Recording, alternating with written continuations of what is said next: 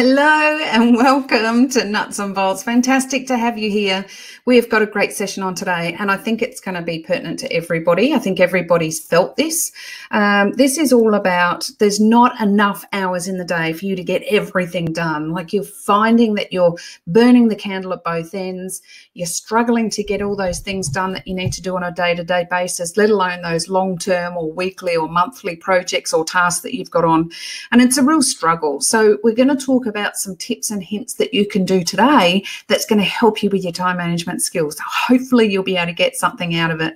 There's going to be 9 tips and hints. So even if you take a couple out of it, that'll be fantastic. All right. So what are we going to do when there's not enough hours in the day? You're pulling your hair out. You can't get everything done. You've delegated what you can. So these are some things that you can do after you've done all that. All right, so the first thing I want you to do is on a Friday afternoon, I want you to really sit down and think about what you've got to do for the rest of the week. So you really want to schedule in those tasks. So make some time that you can, work out, block areas of time that you have to set aside for meetings, for one-on-ones, for working on a project, for doing your management while walking around every morning, whatever it may be. Make sure you block that time out in your calendar and you hold on to that. You embrace it. It's very precious to you, your time. You can't keep giving it away. Okay, so the best times to do this is on a Friday afternoon when the week's done and you're going to set yourself up for success for the next week. You might know that you've got certain things coming up. You might need certain phone calls that you've got to make. All those sorts of things need to be blocked out on your schedule as much as possible. And even block out 30 to 60 minutes on a Friday afternoon to do this particular task. So make sure that if it's 3 o'clock, whatever time the end of your day is, about half or 45 minutes before that, block out some time and go, this is my reflection for next week time. And this is when you're going to think about what have you got on, what have you got to schedule, what have you got to do, what meetings have you got, what one-on-ones have you got, what projects, what tasks, all that sort of stuff. And you're going to schedule it out in your schedule. Now that can look like an Outlook calendar. It can look like a diary. It can look what works for you, whatever works for you. So make sure you schedule that time in. So every Friday or every last day of the week that you're at work. So if you're on shift work, it might be a Sunday or a Monday. Make sure you schedule some time to be able to do that. Okay. So that's number 1. Number 2, make sure you use start and finish times and duration times. That's really, really important. Just creating a to-do list for the day is not going to cut it. So it's not going to be enough. It's not going to be clear enough for you to be able to prioritize it accordingly. So if you're not clear on how long a task will take, then make sure that you estimate how long it's going to take and then increase that by 50%. So what do I mean by that? So if you think that you're going to work on a particular task for an hour, you think it's going to take about an hour to do this particular part of that task, then give yourself an hour and a half. Okay, so add on another 50% on it. So that'll give you that space that you need. So you haven't got that sense of urgency to get, only do a half-assed job or whatever it may be. If you finish early, you can always move on to the next task, and it avoids you being time poor or committed, to the 2 tasks at the same time if you're allocating them.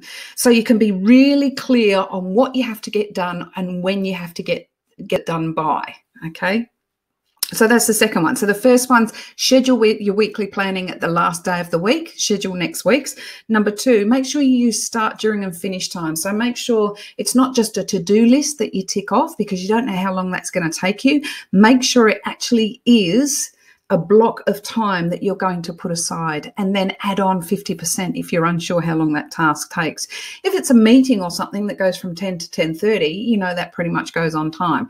If it doesn't, add on 50% and then talk to the meeting advisor and say, hey, we need to make sure these run on time. All right, so that's number 2. Number 3, schedule all activities. So this is even if you decide to do some activity in the morning, if you want to go for a run or a walk or do your activity first thing in the morning as soon as you get to work, schedule that in.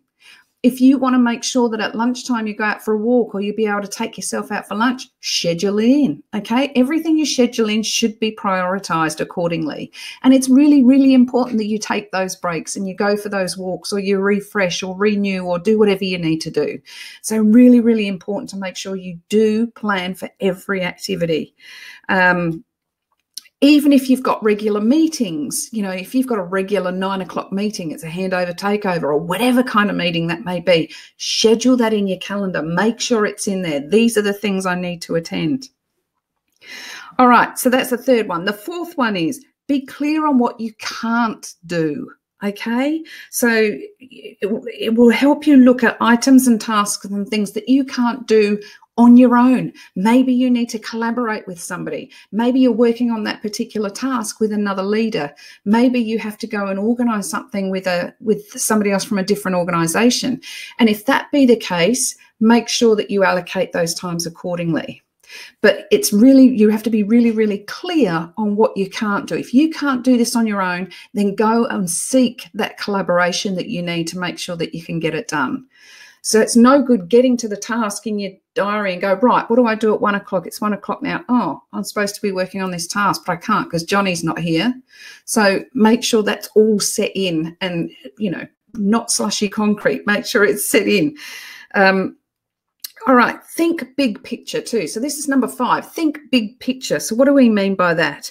So sometimes, you know, we can get tied up on the daily putting out bushfires. And what I mean is, you know, you've got a bit of absenteeism, one of your machines have broken down, you know, there's a bit of confrontation in the team, somebody's making a plate, whatever. We're going to get those on a daily basis. That's going to happen. So you've got to think big picture. So when you're sitting down doing your week, think big picture stuff, okay?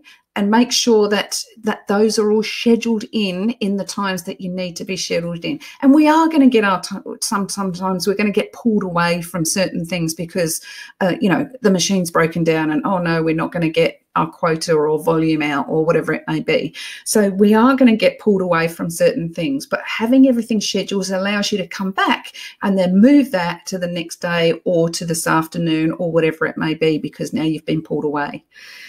So think big picture when you're scheduling those weekly ones. Number 6, urgency versus important. Now, this is really, really good to get down on paper. So you can go into the tool suite in the Unlocking Portal right now and download the urgency versus important matrix, and it will help you determine what is urgent, and these are all those day-to-day things that really don't make a difference in your job, to what is important. And these are the things that you do have to make a difference with. So it's Stephen Covey popularized this, you know, years and years and years ago, and it's still being used today. It's a really, really good method of determining what you can do to make a difference and what you can cut out that just takes up time in your day but really doesn't impact anything or add value to anything. So go into the tool suite and look up the urgency versus important matrix. All right, number 7, work out when you are on fire. I know I'm a morning person, right? So if I can get all those really highly complex problem-solving type tasks done in the morning hours, then I'm going to be more successful. If I leave those to the afternoon, it's not going to get done. So determine when you are on fire. When do you feel the most engaged, energetic, ready to, you know, take on the world? When are those hours? Is it a nighttime? Is it afternoon? Is it morning? It's different for everybody.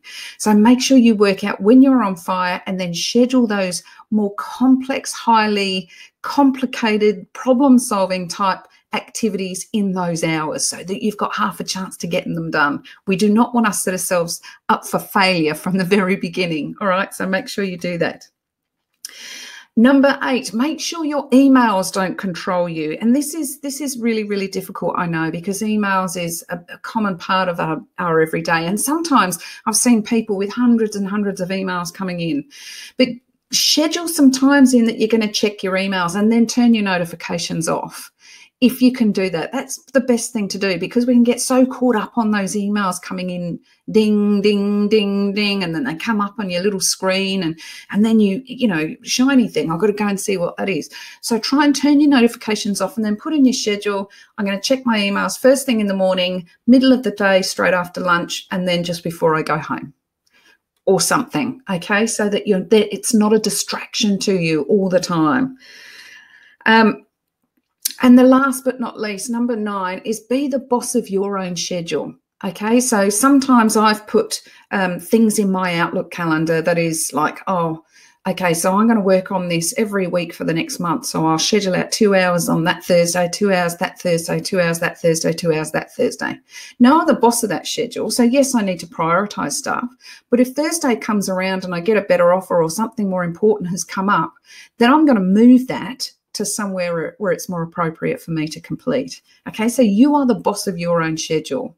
So make sure that you can be the boss of it. Don't be the victim of it. Don't keep saying, oh, I missed that again. Oh, I missed that again. Oh, I missed that again. And then it all, you know, turns into a lump of jelly. If you can't get to it, grab it, move it to an appropriate place and do it then. Make sure that you're proactive with your schedule and that you are the boss of it. So we're going to go through those really, really quickly again. Number 1, at the end of your working week, whatever that looks like, usually for me, it might be a Friday. For you, it might be a Sunday. Who knows? At the end of your working week, schedule out your next week's tasks in your Outlook calendar, in your diary, whatever works for you. Okay, make sure it's all in there. Number 2, use start, during and finish times. Don't just do a to-do list. Say, oh, I've got project XYZ, task L, you know, I've got to have this one-on-one. Actually schedule the time that it's going to take so you can be really realistic on how long you're going to spend on that task. Number 3, make sure you schedule all of your activities. Even you're going for a run or you're having your lunch or whatever it may be, that make sure you schedule those in, because they are a priority as well. Number 4, be clear on what you can't do. So if you can't schedule something in because you need extra resources or support, seek that out first and then schedule it in with all the stuff that you need. So you don't come to it and go, oh, half of this stuff is missing, I can't do that. Okay, so make sure that you know what you can't do. Number 5, think big picture. So make sure that you know, you're going to be pulled away. Know that you're going to be pulled away on little fires, spot fires to help out with your team. So think big picture when you're doing that weekly scheduling. Number 6, download the important versus urgent matrix that's in your tool suite. It's done by Stephen Covey. He's a brilliant man. And he has done this matrix for you years ago, but it works today. Okay, so make sure that you can work out what the difference between urgent and important is, and then fill that matrix up with all your day-to-day activities. Really, really good one to use.